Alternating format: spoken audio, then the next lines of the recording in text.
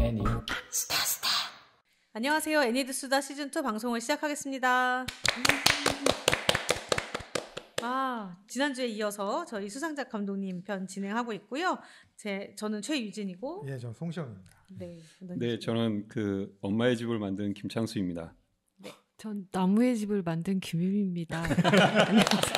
네, 오늘은 하우스 특집이죠. 하우스 특집.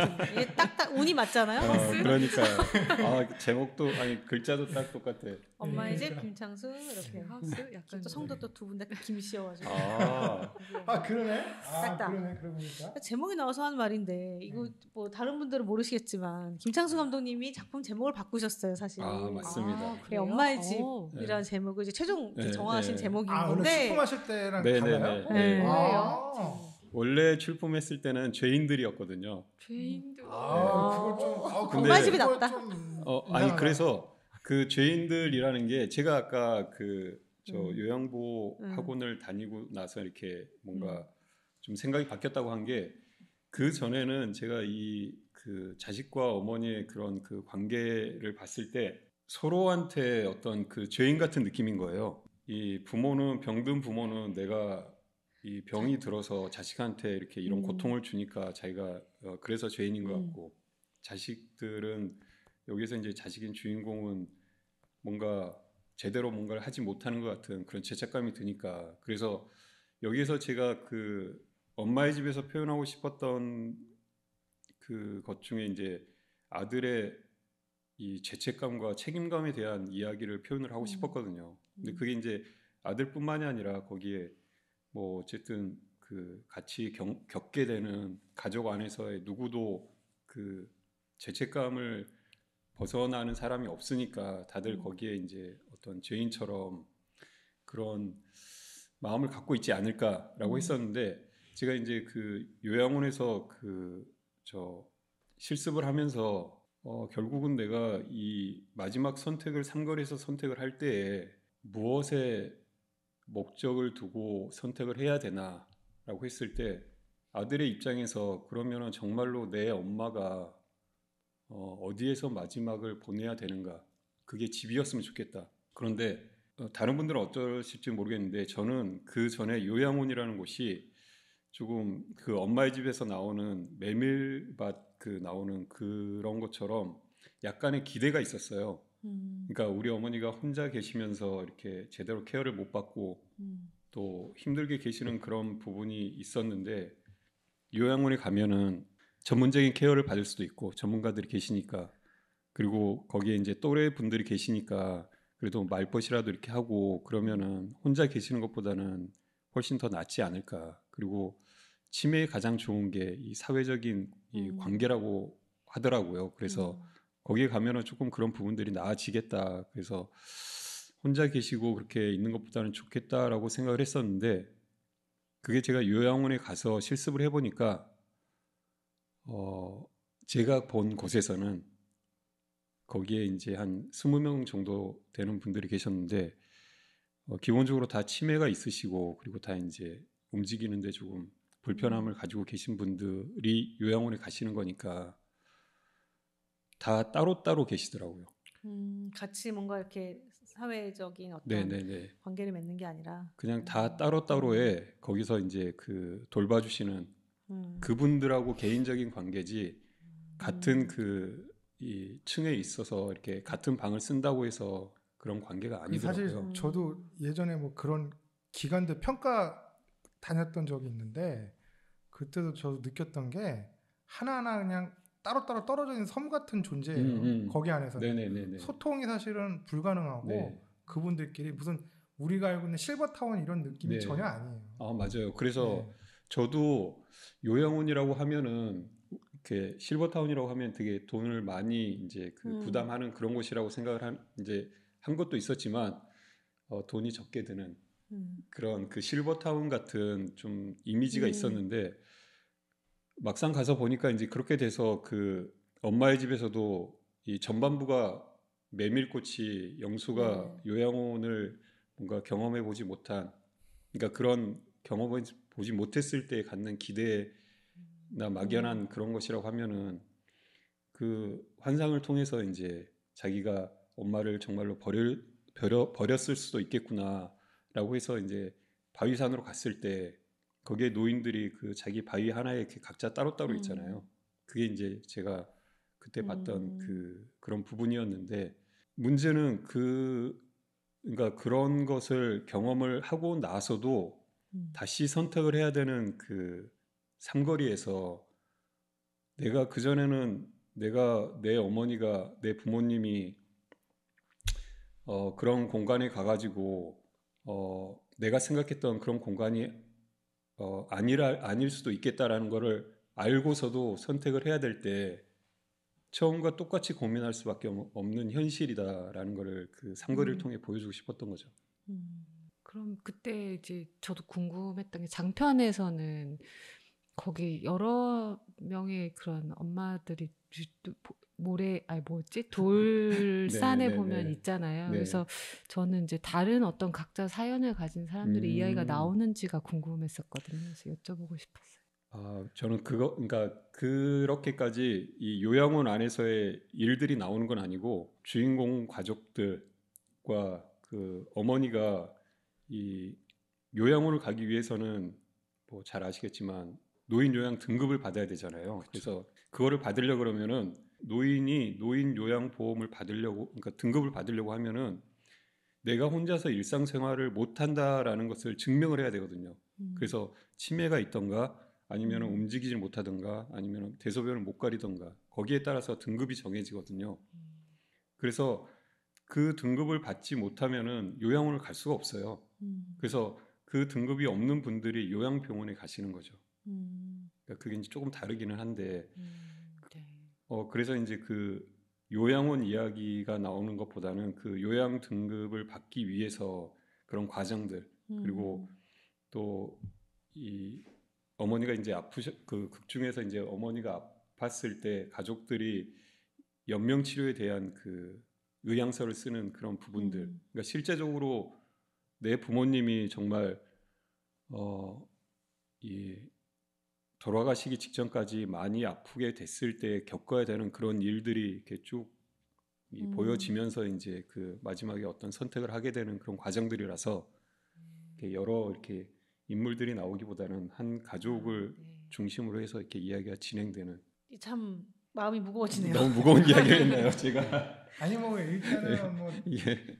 장편으로 지금 뭐 준비하고 계신다니까 장편이 나오고 나서 네네.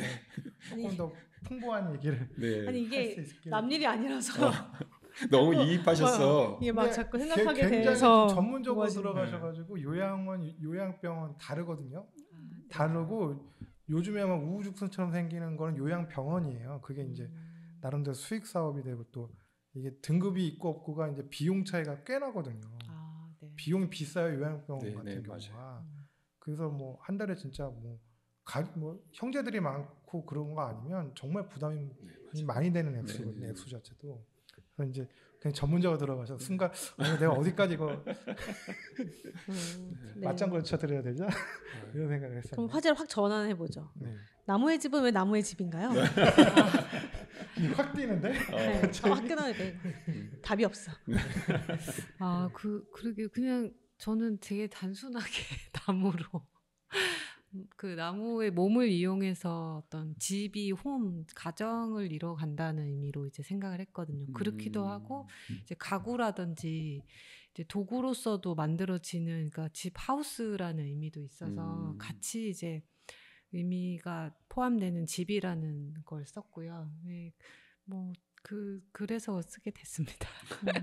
저 의자가 되게 좀 예. 기억에 남았는데. 예. 의자는 이제 가구 중에서 제일 뭐라고 해야 되나 직접적으로 쓸모 있는 게 의자라고 생각했거든요. 직관적으로 쓰는 가구. 그러니까 책상이 없어도 뭐 조금 그러니까 다 약간 대체할 수 있는 게 있는데 의자는 의자만이 딱 오롯이 갖고 있는 의미가 있다고 생각이 들어서 그러니까 최소한의 그 남은 존재를 가지고 제일 의미 있는 것을 만든다면 의자라고 생각을 했었어요. 그래서 아이에게도 쓸모가 있고 그래서 마지막으로 이제 원래는 대사를 썼었는데 시나리오에서는 의자가 되고 싶어라고 아. 말하는 게 있었어요. 근데 이제 대사가 다 이제 빠지고 전체적으로 아까 시적인 얘기 하셨듯이 저도 어떤 상징성이 있는 시처럼 진행이 됐으면 하는 마음에서 이제 대사를 다 빼게 됐고 그래서 이제 의자를 만들게 되는 걸 넣게 된 거죠. 네. 아, 그러면은 그 대사는 어느 부분에서 들어가는 대사였을까요? 그냥 그때 시나리오 때는 둘이 앉아서 네, 스토리보드가 명확하진 않았기 때문에 예, 대사를 주고받는 게 조금 있었었어요. 네. 근데 오히려 대사가 없이 표현하신 게 임팩트가 있었던 것 같아요. 이번 작품 같은 경우. 아, 다행이네요. 영화제 그때 가족분들이 다 같이 오셔서 보셨잖아요. 네. 네. 가족의 반응이 궁금합니다. 아드님의 반응이 반응이 궁금해요. 궁금하네요. 아들은 항상 똑같아요. 여전히 철이 없는 건지. 그런 거보다 좀 애니메이션 좋아해가지고. 그래요? 그러면 제가 생각한 느낌이 맞겠네요. 그러니까 약간 지금 좋아하는 게 원피스나 원펀맨 이런 거 좋아해가지고 작화를 지적을 그렇게 해요. 그래요? 저거 이상하다. 작품이야, 막 이런. 작품이다. 작화를 저렇게 더 임팩트 있게 했었어야지. 저렇게 원피스를 보면서 그런 얘기를 한단 말이에요. 원피스랑 작품의 원펀맨 거의 책은 아니, 그래서 거는 다르지만 거기 되게 액션이 이제 화려하고 인트로라든지 엄청나잖아요. 이제 일본 애니메이션이 주는 그런 비주얼에 엄청 빠져 있어가지고 작화를 조금만 더 신경을 썼으면 좋았을 텐데. 원펀맨이면 제가 이해를 하는데 원펀맨은 워낙 퀄리티가 높게 제작돼서 너무 잘. 원피스 그거는 조금만 신경 써도 되는 문제가 아니라 저거는 정말로 그 너무 이제 잘 하시는 분들이고 저는 이 가족분들이 아까 이제 같이 오셨다는 이야기를 하셨으니까 저는 뭐 부모님이나 돌아가신 이제 저희 누나를 소재라고 하면 뭐같지만 그 분들의 어떤 경험을 같이 이제 이야기를 하는 그 작품을 해가지고 실제로 이제 그 극장에서 같이 보질 못했어요. 그래서 어머니도 사라지는 것들 있다고 완성을 하고서 배급 전에 이제 바로 직전에 돌아가셨거든요. 그래가지고 그랬었는데 그때 이제 같이 본 걸 보고 저도 되게 그 생각이 들더라고요. 저도 같이 어머니나 이제 그 가족들이 봤으면은 좋았겠다라고 싶었던 이유가 거기에 이제 가족 구성원이 남편이랑 아들이랑 엄마가 나오잖아요. 네. 근데 감독님이 이제 그 엄마 입장에서 아들하고 이 남편분이 오셨잖아요. 그럼 그분들이 그 작품에 나를 대입해서 생각할 수도 있잖아요. 그랬을 때 그 가족들의 그 반응이 어땠을지가 궁금했어요. 내가 저렇게 행동했어?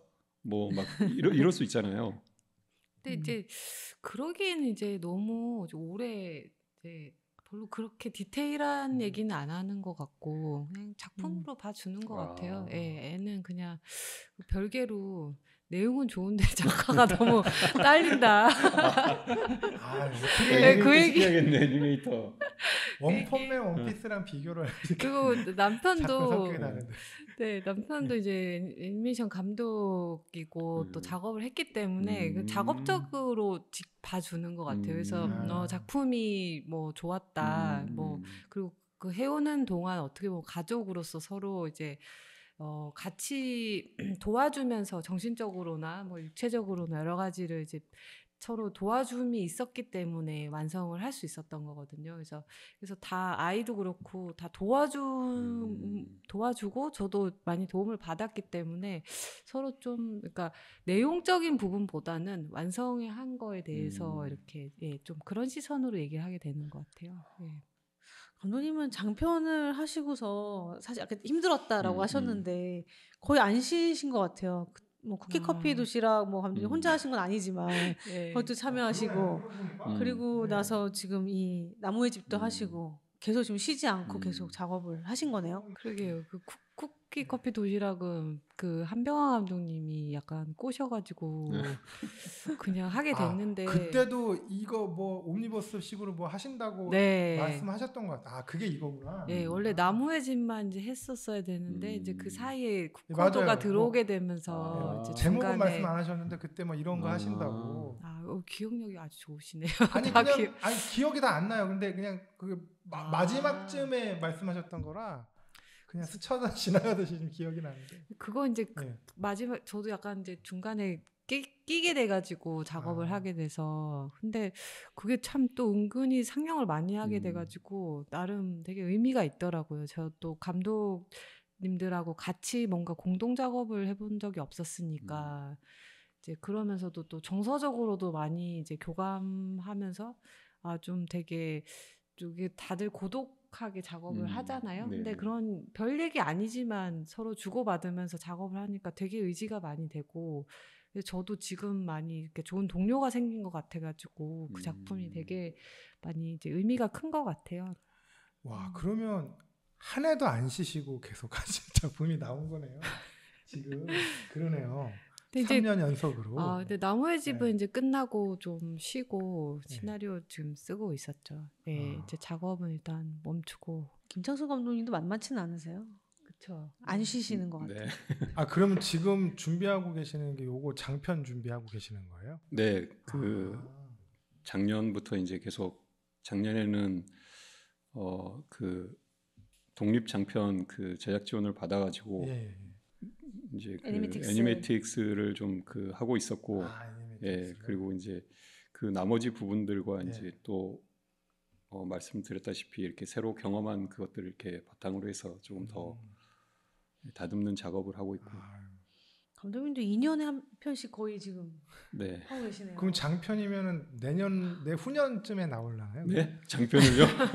아니 애니메틱스 지원을 받으신 거고 본편 지원을 받으신 건 아니어서 아직 갈 길이. 그럼 여기도 다음 올림픽 열릴 쯤. 그럼요. 네, 그렇게 됐으면 좋겠습니다. 그때 이제 저도 그렇고 이 김혜미 감독님도 장편으로 또 이제 같이. 장편 또 하실 거예요, 김혜미 감독님? 하고 싶기는 한데. 근데 뭐 거의 텀없이 그냥. 근데 그게 또 어떻게 보면 저희는 그게 일이니까, 그러니까 매일 출근하시잖아요. 저는 그런 거죠, 뭐. 너무 싫어요. 싫지만 해야 되는 것처럼 저희도 제일 괴롭지만 또 이제 항상 다음 작품은 마음속에 그쵸. 맞아요. 항상 준비를 하는 그런 느낌인 것 같습니다. 일이시네요, 정말. 그 표현이. 다들 장편을 이렇게 어쨌든 준비를 하고 계시네요. 그러니까 이야기를 쓰고 만드는 거에 되게 관심이. 그 재밌는 것 같기도 하고 사실 딱히 이제 이 현실에서 있다 보면은 뭔가 그런 생각을 할 일이 잘 없잖아요. 일상생활을 일 처리만 하지. 근데 이제 뭔가 작업을 하면 막 쓸데없는 생각을 많이 하는 게 재밌는 것 같아요. 망상을 막 하면서 말도 안 되는 걸 막 그런 걸 어떻게 이야기를 만들어가는 게 좀 그러니까 현실에 없는 좀 다른 재미나 약간 취미 생활이 된 것 같기도 하고. 아니 그냥 혼자 멋지네요. 그러시지 않으세요? 저는 너무 힘들어가지고. 그러니까 힘은 들지만 그냥 취미 생활인 거죠, 그냥. 저희가 지지난주에인가 뭐 이렇게 전에 이제 나오셨던 분들도 장편 준비하시는 분 같은 경우에는 너무 힘들었던 기억밖에 안 난다. 이런 말씀 많이 하셨는데 그걸 즐기시는 것 같아서 대단하신 것 같은데. 그러니까 김혜미 감독님이 정말 훌륭하신 게 그렇게 뭔가 아니요 정말 훌륭하죠. 그런 어떤 그 힘든 것들을 이렇게 즐긴다고 표현을 하시는 것 자체가 어쨌든 대단하신데 이게 저도 계속 이 작품을 해오면서 느낀 게 이게 아무리 자기 이야기, 자기 경험을 통해서 작품을 한다고 해도 그 작품 자체는 또 새로운 어떤 세계가 생기는 거잖아요. 거기에. 근데 그 세계를 만들어서 그 세계의 인물들을 계속 이제 거기에 그 구성을 하고 거기에서 이렇게 작업을 하면은 제가 만든 감독임에도 불구하고 그 나름의 그 캐릭터가 생기는 것 같아요. 그 작품 안에서. 근데 결국은 제가 이제 그 전체 세계관을 계속 이해를 하는 과정이 있어야 되니까 그러면서 뭐랄까 제 자신도 좀 이렇게 객관적인 이 관찰자이지만 더 깊어지는 것 같고 그리고 계속 그게 반복되는 것 같아요. 그 작품 안의 세계와 내 세계가 같아졌다 멀어졌다 하면서 거기에서 계속 어떤 뭐랄까 그 간극 같은 것들이 생기는데 그 간극이 알고 보면은 뭐라 그래야 되지? 그 이 작가로서 그리고 감독으로서 또 사람으로서 계속 그 뭔가 쌓아가는 그 어떤 그것들인 것 같더라고요. 근데 아까 말씀하신 것처럼 작품을 하면서 어떤 이 그게 취미가 될 수도 있고 아니면은 뭔가 일이 될 수도 있지만 그게 계속되는 이유가 그런 식으로 나 자신을 계속 이렇게 쌓아가는 작업이 되고 있기 때문에 그렇지 않은가. 그래서 되게 훌륭하다고 말씀드린 겁니다. 아이고 부끄럽네요. 그냥 재미로 생각을 하고 있는 편인데 무시무시한 생각을 할 것 같지. 그러니까요. 뭐 여러 가지 생각을 하면서 일상에서는 그런 일을 이제 경험하지 못하니까 이제 여러 가지 판타지를 생각을 하는 조금 거죠. 더 이렇게 좀 그 뭔가 그런 장면들이 좀 센 장면들이 나오는. 아름답게. 근데 감독님은 전혀 그렇게 생각 안 하고 네, 저는 그게 하시는 건데 그게 그렇게 그냥 나무니까 톱을 써는 거는 자연스럽다. 약간 이렇게 생각을 이렇게 말씀하시니까 생각난 건데 그런 거 있잖아요. 뭐 제가 지난주에 뭐 아담스 패밀리 이런 거 말씀드리면서 그런 작품 그런 식의 비슷한 작품 하시는 분이었는데 외국 감독님이셨는데 인터뷰 때 이런 질문이 나왔어요. 왜 그런 장면 뭐 이렇게 좀 표현하시는데 뭐 어떻게 하시는 거냐 했더니 나는 그거 잔인하다 생각 안 하고 그냥 그렇죠.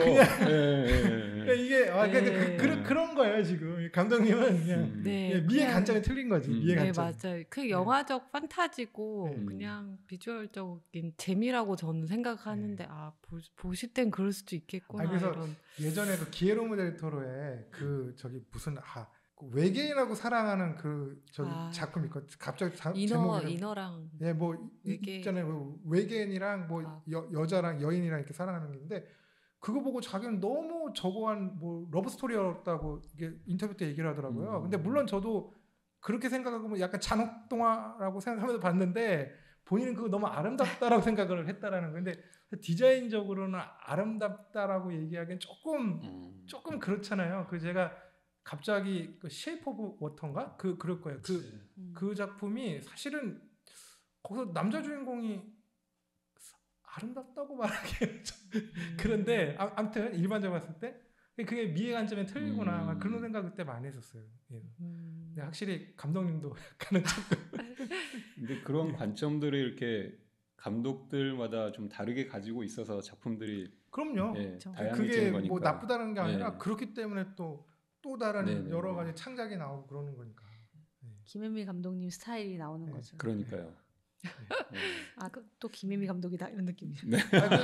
그러면 뭐 나무의 집은 그래도 너무 훈훈하게 훈훈하게 마무리 됐다라고 말하기에는 좀 아름답게. 교수님은 저 클라이밍 거기에 정말 인상이 깊으셨나 봐요.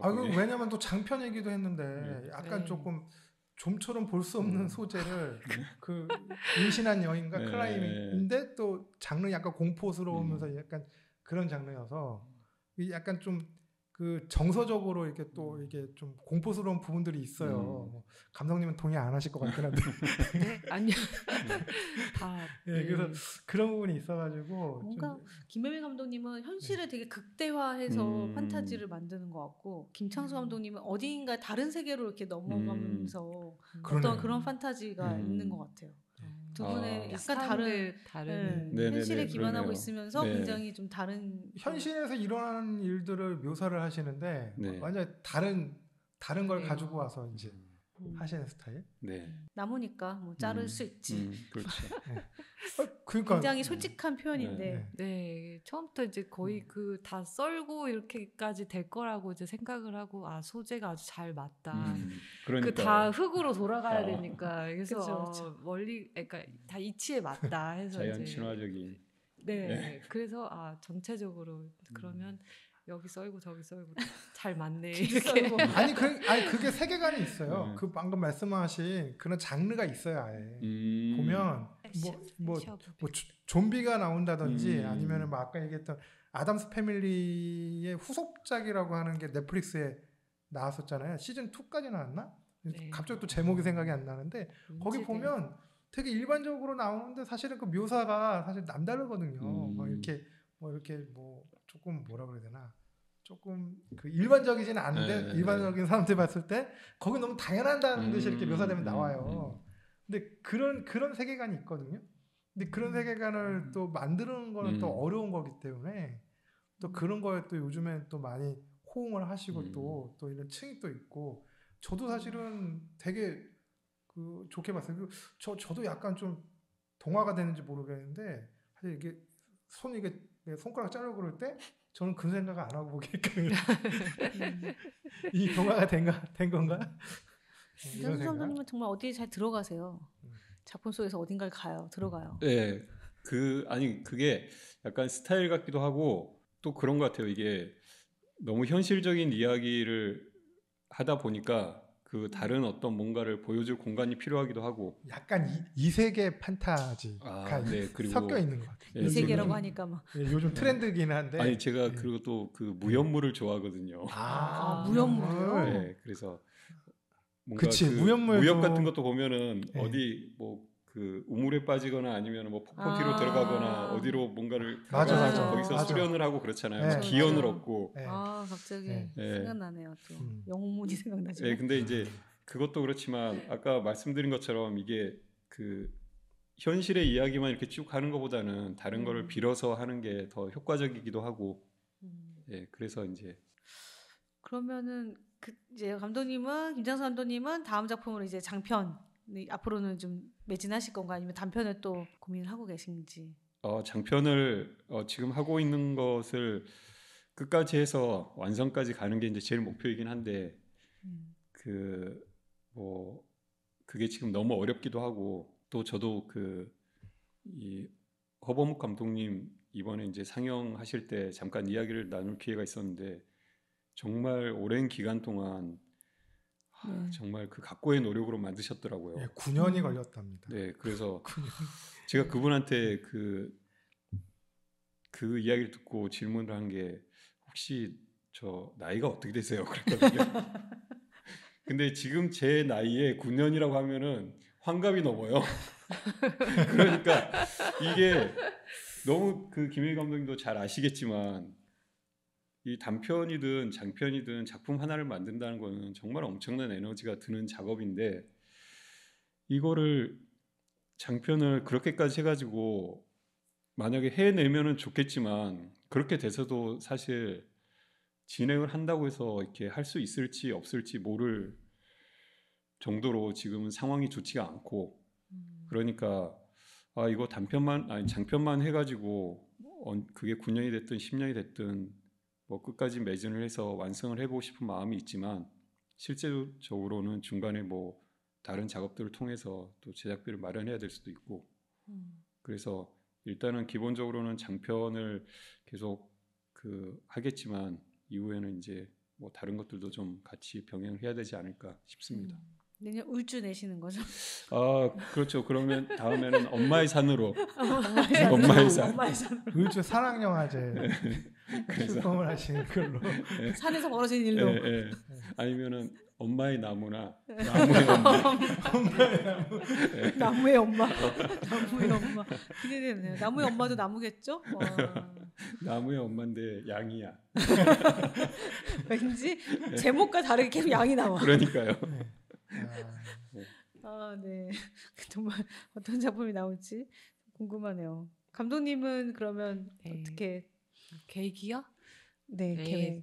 저는 근데 사실 현실적인 계획은 모르겠어요. 이게 말씀하신 대로 이게 될 가능성이 좀 어렵기 때문에 사실 저도 현실적으로 그런 걸 생각을 하면은 이제 머리만 복잡하고 더 중도 포기하게 될 것 같아서 그냥 이야기 자체만 아까 취미생활이라고 말한 게 그걸 이제 너무 일로 생각하고 하면 스트레스를 받으니까 그냥 이걸 내가 재밌는 이야기를 항상 공상을 하고 있다는 마음으로 이게 어디까지 이야기가 갈 수 있을까 이런 약간 기대에 찬 마음으로 긍정적으로 바라보고 있거든요. 그래서 기회가 오면 또 제가 생각지도 못한 독립보행 상을 받은 것처럼 또 내가 준비를 하고 있으면 또 어떤 기회가 생기지 않을까 이런 마음으로 그냥 준비하고 있습니다. 네. 어떻게 보면 진짜 기회 언제 올지는 모르겠으나 뭔가 기회가 왔을 때 확실히 잡을 수 있기 위한 준비는 또 필요한 것 같아요. 네. 그러면 이제 단편이든 장편이든 고민을 하고 계신 건가요? 아니면 장편만 지금 준비를? 네, 지금은 장편 쓰고 있고요. 단편은 전에 기획서만 준비했던 게 있긴 있는데 그것도 뭐 기회가 된다면은 네. 근데 올지 내시는 거 아니에요? 오면 뭐 열심히 해야죠. 그렇습니다. 네. 뭐 자연을 테마로 하시면 뭐 잘 확인해 보시고 가명으로. 네. 뭐 그럼 다음 계획까지 확 들어버렸네요, 제가. 그러게요. 이게 마무리되는 거죠, 이제. 뭐 계획까지 들어서. 그러게요. 뭐 이러다가 또 산으로 가기도 하고 그럼요. 그렇긴 합니다만. 네, 그렇죠. 네. 근데 굉장히 뒤늦게 다 마무리 다 한 것 같은데 이 와중에 갑자기 이야기를 바꿔서 또 뭘 바꿔? 그냥 아니 사실은 어떻게 애니메이션 시작하게 된지 사실 궁금해요. 그러고 보니까 그러게요. 그 김혜미 감독도 지난번엔 그런 얘기를 안 하셨던 것 같아요. 좀 했지 않았나요? 저가 약간 좀 근본이 없어요. 그래서 그런 이제 보통 만화책이나 애니메이션 좋아해가지고 하는데 제가 그런 근본이 없고 그냥 저는 뮤직비디오를 좋아해서 이런 얘기 안 하셨던 것 같아요. 예. 그래서 그냥 옛날부터 이제 뭐 지금 유명해졌지만 미셸 공드리 감독 뮤직비디오라든지 예전에 한참 이제 MTV 뮤직비디오가 막 쏟아져 나왔을 때 그때 한 시절을 풍요하던 그런 뮤직비디오를 너무 좋아해서 그때 이제 뭐 퍼핏도 나오고 실험적인 영상들이 많이 나와가지고 그냥 그러네요. 그 강렬한 이미지 같은 거를 엄청 좋아했었어요. 음악도 좋아하고 그래서 그냥 제가 미술학과를 졸업하고 사실 뭐 딱히 이제 전공이나 이런 거를 좀 잘 살리고 싶은 마음이 별로 없고 이제 진로를 고민하다가 잠깐 한 회사를 한 10개월 정도 다녔는데 저 그때 이제 딱 깨달은 거죠. 나는 이런 회사 생활은 안 되고 이게 자질이 안 되는 사람이다. 나는 창의적인 일을 하고 싶다. 그런 생각이 이제 든 거예요. 그래서 이제 영화 아카데미에 시험을 보게 돼가지고 이제 오게 됐습니다. 그럼 감독님은 순수 미술을 전공하셨던 거예요? 근데 그것도 약간 애매한 게 저는 이제 도자공예를 전공했었거든요. 그래서 순수 미술 쪽은 도자기 아니고 이렇게 공예 쪽 공예여가지고 물레 차고 이렇게 저 닭이 세트도 만들고 거의 뭐 퍼핏 애니메이션 이런 거 하셔야 되는 느낌이 같은데 스톱모션 이런 거 하셔야 될 것 같은 느낌인데. 근데 이제 처음에 이제 오브제로 이제 잘라서 컷아웃 애니메이션 같은 거를 처음에는 했었어요. 근데 이제 필름으로 했었죠. 무려 35mm 필름으로. 그 시절. 그 시절이었죠. 그러면은 애니메이션을 하기 위해서 그 아카데미에 가신 거예요? 영화 아카데미에? 네. 제가 잠깐 이제 회사를 그만두고 그때 제가 국비 과정으로 애니메이션 뭐 이렇게 배우는 데서 플래시 애니메이션 이런 걸 배웠었거든요. 그래서 그걸 그때 배운 거를 포트폴리오로 이제 영화 아카데미에 내서 합격이 되게 된 거예요. 야, 되게 그러면 그게 퀄리티가 괜찮았던 거네요. 아니요, 제가 제일 위험했다고 하더라고요. 위험했어도 어쨌든 제일 위험했었다고 그랬어요. 하지만 지금까지 남아서 그러니까요. 장편까지 하신 분은 거의 없죠. 그러니까 다 매 순간이 아슬아슬했습니다. 제가 아슬아슬해도 아슬아슬했습니다. 그 고비를 넘어가느냐 주저앉느냐 그 차이인 것 같아요. 근데 또 그때 그 영화 아카데미의 애니메이션 그 과는 좀 되게 경쟁률도 좀 치열하고 그러지 않았었나요? 아슬아슬하게 그죠? 이제 그쵸. 들어가가지고 그때 한혜종이 없었을 때고 한혜종이 있었어요. 있었을 예. 때 있어도 약간 성격이 초기 다르고 였을 여기랑 테니까. 거기하고는 조금 성격이 달랐죠. 지금은 모르겠는데 거기는 아예 학교식으로 아예 가고 여기는 작품 만드는 거 위주로 이제 감독님 그때 동기들이 어떤 분이 계셨어요? 지금도 애니메이션 그때 하시는 이제 분들이. 강준원 지금 아. 준원 오빠 PD님으로 어. 이제 하시고 그리고 지금 계속 작업을 하는 분이 많지는 않은 것 같은데 그렇게요. 아슬아슬하게 작업을 들어가셨다고는 하는데 글쎄 지금 계속 작업하는 분은 잘 모르겠고 그럼 감독님이 민호네요. 민호. 이게 그건 아니고 그거네요. 그냥 가늘고 길게 살겠다 같은 거잖아요. 그 못생긴 나무가 산을 지킨다고. 네. 아니 근데 가늘고 그래서 길게 그렇게- 산다고 하기에는 장편은 하시진 않죠. 그러신 분들이. 이제 그때 그러고 나서 이제 아카데미 졸업하고 나서 또 사실은 아무것도 이제 커리어가 없기 때문에 항상 이제 되돌이표 같았어요. 뭐가 끝나고 나면 또 처음부터 또 끝나고 나면 또 아무것도 없고 그래서 그때 이제 이성강 감독님이 저희 이제 교수님을 오셨거든요. 그래서 그때 이제 천년여우 여우비의 스텝으로 좀 꼭 일하게 해달라고 어필을 엄청 이제 열심히 이제 어필을 했는데 그래서 제가 이성환 감독님이 살결이라고 장편을 했었어요. 네. 거기 또 제작부로 제가 살결은 실사 아니었나요? 네 실사 되게 야한 영화. 그러니까 그죠. 제가 분명히 실사 영화를 본 것 같은데. 네네 맞아요. 그때 이제 제작부로 촬영하는 건 본 적은 없어요. 제가 거의 제작부였기 때문에 이제 경광봉만 흔들고 예, 도시락 나눠주고 예, 정리하고 이런 걸 했기 때문에 제가 촬영을 본 적은 거의 없는데 이제 그렇게 해서 이성강 쌤한테 이제 꼭 장편 애니메이션 하게 되면 스텝으로 너무 참여하고 싶은 거예요. 그렇게 해서 이제 조금씩 이제 하게 됐던 거죠. 그리고 이제 또 장편 과정이 이제 장편 여우비가 끝나는 시기가 오잖아요. 그래서 한 1년여 정도 일하고 또 끝이 났는데 제가 또 커리어가 있는 건 아니었기 때문에 이제 그때 처음 제작 지원을 해서 정말 또 아슬아슬하게 돼가지고 제가 사적인 바다를 이제 그때 처음 이제 만들 수 있었던 거죠. 다 이렇게 끝에 아슬아슬하게. 아니 아슬아슬하게 됐다고 하기에는 하지만 결과가 사적인 바다도 상영 많이 결과가 했던 좋은데. 기억이 납니다. 아유, 뭐 결과가 그렇진 좋으신데. 않았지만 그래도 제가 처음으로 이제 제작 지원을 받아서 처음으로 이제 만들었던 의미가 되게 컸었던 작품이죠. 예. 그렇게 됐습니다. 되게 훌륭하시네요. 아니 과정들이 이게 아슬아슬하게 됐다는 말이 너무 제 상황이랑 너무 비슷한 것 같아가지고 저는 분야는 다른데 저랑 비슷하신 것 같네요. 됐고? 아슬아슬. 안 궁금하고. 그러니까 제 얘기를 하려는 게 아니라 네. 그게 너무 공감이 돼가지고 아슬아슬하게 넘어갔다라는 게. 그러니까요. 그 네. 말 자체가 어떻게 보면은 저도 저도 그런 생각이 예전에 들었었거든요. 왜 그냥 흔하게 못생긴 나무가 산을 지킨다고 하잖아요. 근데 제가 그 나무가 아닐까 항상 생각을 했었거든요. 이게 뭐랄까 그렇게 재능이 뛰어난 것도 아니고 그리고 뭔가를 이렇게 일찍 두각을 나타낸 그런 것도 아닌데도 불구하고 계속 어쨌든 그거를 해올 수 있었던 거는 그 아슬아슬한 어떤 순간들이 있었음에도 그냥 계속 붙어 있었기 때문에 그랬던 것 같아요. 그래서 말씀하신 그 아슬아슬하게 이렇게 해 왔다라는 게 뭐 서로 의미는 다르겠지만 되게 참 잘 해 오셨구나. 대단하시다. 아이고 지금도 아슬아슬합니다. 네. 다 그래요.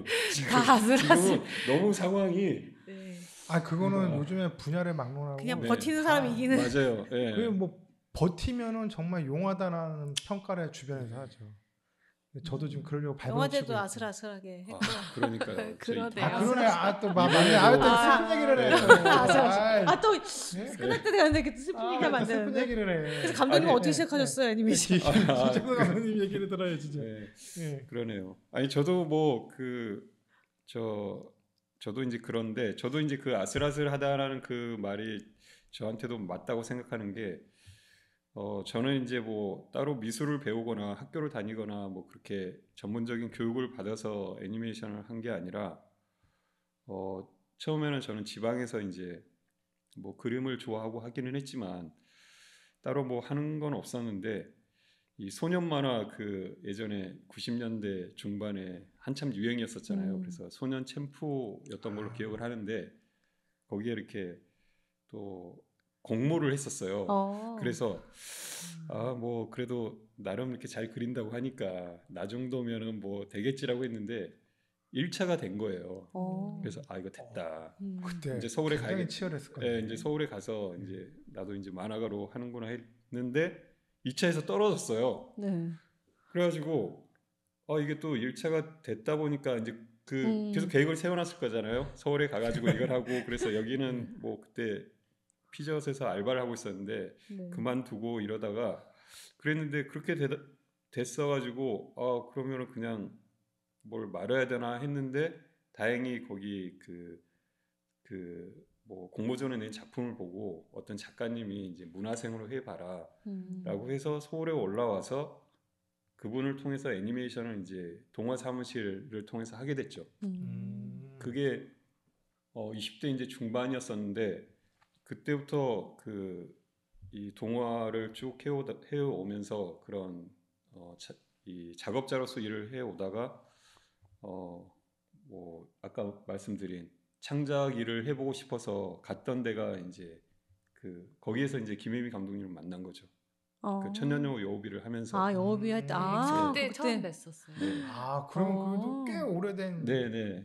그렇게 또 그러니까 알고셨구나. 그때 그 김혜미 감독님도 처음 이제 막 뭔가를 이렇게 해서 그러니까 하시려고 부탁해서 그렇게 하셨다고 했잖아요. 근데 저도 동화나 이제 워낙 그런 것들을 이제 해 오다가 그것도 이제 저도 거의 신인일 때 여기에 합류를 하게 된 거죠. 그것도 이제 창작 일을.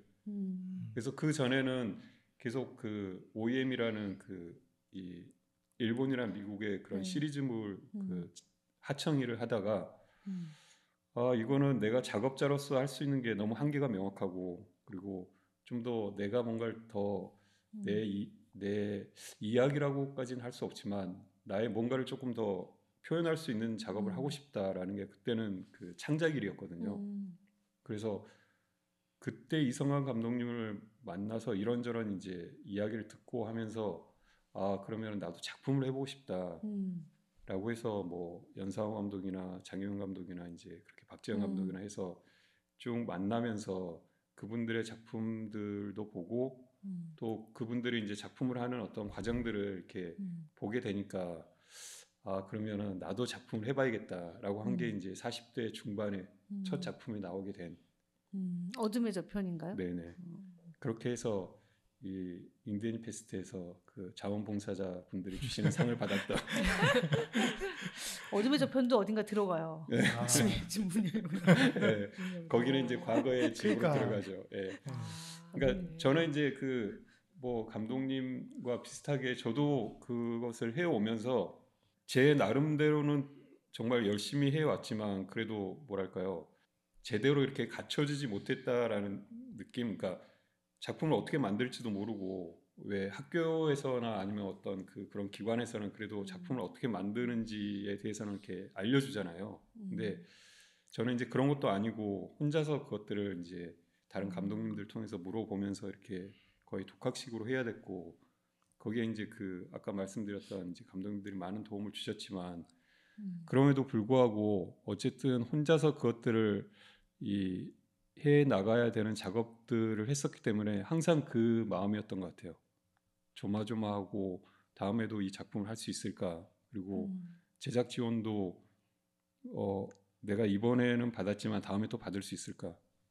또 실제적으로 제작 지원을 받지 못하면 작품 하기가 힘드니까 계속 그런 과정들을 해왔기 때문에 지금 이제 뭐 지금까지 작업을 해왔던 거고 그런 과정들이 있었으니까 뭐 장편도 지금 이렇게 계획을 하고 있지 않나 싶습니다. 와 뭔가 숙연해지셨나요? 네.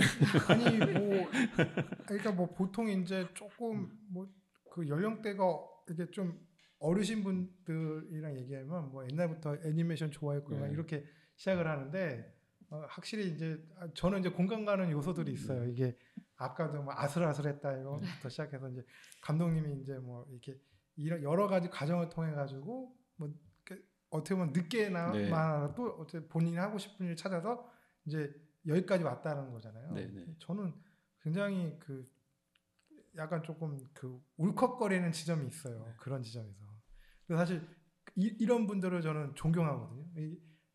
저도 이제 한 해 한 해 가면서 느끼는 건데 그게 얼마나 어려운지를 알아요. 그리고 그 고비고비마다 주저앉지 않고 어쨌든 간에 넘어간다라는 게 그게 어떻게 보면 진정한 강함이라고 생각도 들고 요즘 많이 생각이 들고 저도 이제 그러네요. 다잡게 되고. 그리고 그게 이제 그때 제가 그 시상식 때도 그 전에 알았으면 좀 뭔가를 준비했을 텐데 너무 좀 그게 안타까웠어요. 그래서 뭔가 수상 소감을 이야기해야 되는데 뭘 하지라고 했다가 딱 그 생각이 나는 거예요.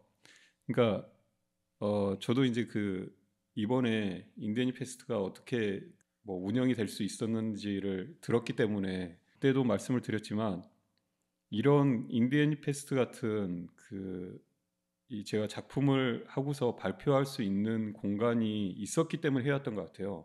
그러니까 여기는 그 애니메이션만 상영을 하기 때문에 물론 여기도 어렵지만 그래도 그 작품을 만들면은 상영할 수 있는 기회가 다른 데보다는 일반 극영화제보다는 조금 더 있는 편이니까 여기에서는 꼭 상영되고 싶다. 왜냐하면 여기에서 상영을 못하면 다른 데서는 이제 상영 기회를 못 받을 그 확률도 높고 그리고 그래서 작품을 만들면 꼭 인디애니 페스트에서는 꼭 상영이 됐으면 좋겠다라고 해왔기 때문에 계속 이 작품을 했던 것 같아요. 그리고 이제 정말로 고맙게도 이렇게 상영이 됐었고 그러니까 그래서 지금 제가 이렇게 작품을 쭉 해왔던 이유의 가장 뭐 크진 않겠지만 그래도 큰 부분을 차지하는 게 이 영화제가 있어서 그리고 이렇게 협회에서 계속 이거를 운영을 해주신 분들이 있어가지고 그래서 그때도 다른 건 생각이 안 났는데 이 이야기는 해야겠다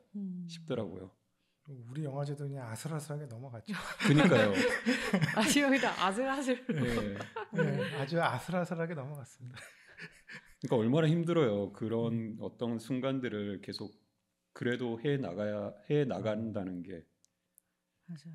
그래서 저도 올해 영화제를 준비하면서 이게 예전에는 시간이 지나면 자연스럽게 흘러가겠지, 자연스럽게 운영이 되겠지라고 생각했던 게 그게 아니구나. 이게 예산이 없어질 수도 있고 언제든지 예산 자체가 정말 날아갈 수도 있고 이런 상황을 계속 고민하면서 그거를 따려고 계속 노력해야 되고 그거를 확보하려고 만들려고 계속 해야 되는구나라는 생각이 드니까 이게 내가 어릴 때 생각했던 것과 다르다 이런 생각이 들더라고요.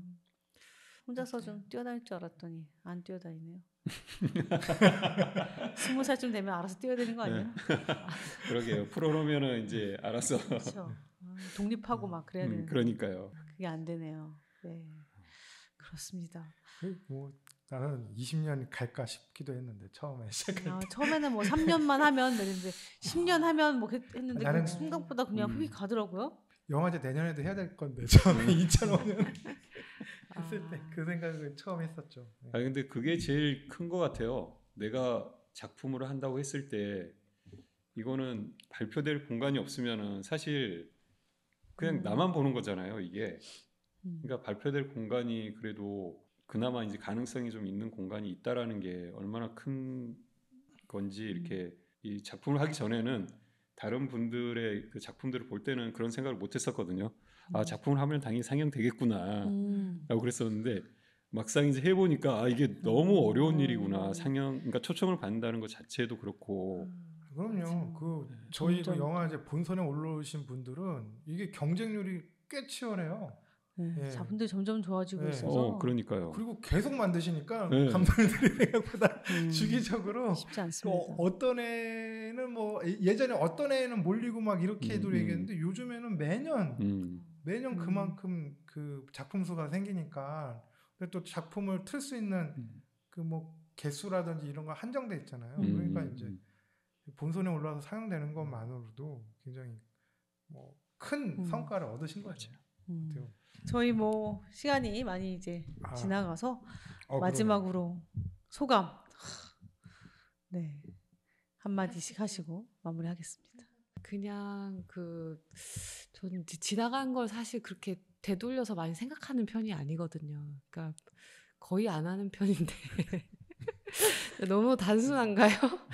그래서 근데 이렇게 모처럼 모여서 이제 옛날 이야기들을 하게 되니까 좀 확실히 뭐라고 해야 되나, 지금의 뭔가 오늘에 있기까지 예전에 뭔가 많은 것들이 있어 왔구나라는 걸 다시 한번 느낄 수 있었고, 그리고 또 제가 잘 못 챙기지만 이렇게 챙겨주셔서 자리를 만들어 주셔가지고 뭔가 얘기할 기회를 주시니까 네, 너무 감사하고 즐거웠습니다. 네. 감사합니다. 예, 감사합니다. 저도 마찬가지인데 작품을 하고 나면은 이렇게 작품에 대해서 이야기할 기회가 많지가 않은데 이런 식으로 좀 긴 시간 동안에 또 여러 가지 이야기를 할 수 있어서 너무 좋았고, 김혜미 감독님이나 이렇게 작품을 하시면서 느꼈던 거나 어떻게 오셨는지에 대한 이야기도 들을 수 있어서 또 저도 거기에 자극을 좀 받고 또 이후로도 어떻게 해야 될지 좀 생각을 해볼 수 있는 계기도 돼서 좋았습니다. 네, 이런 기회를 주셔서 감사합니다. 네, 감사합니다. 오늘 또 바쁘신데 이렇게 시간 내서 와주셔서 감사드리고요. 방송 끝까지 들어주신 분들 감사드립니다. 저희 두 분 감독님 또 작품으로 만나뵐 수 있었으면 좋겠습니다. 네, 감사합니다. 네, 고생하셨습니다. 애니 끝 스탑.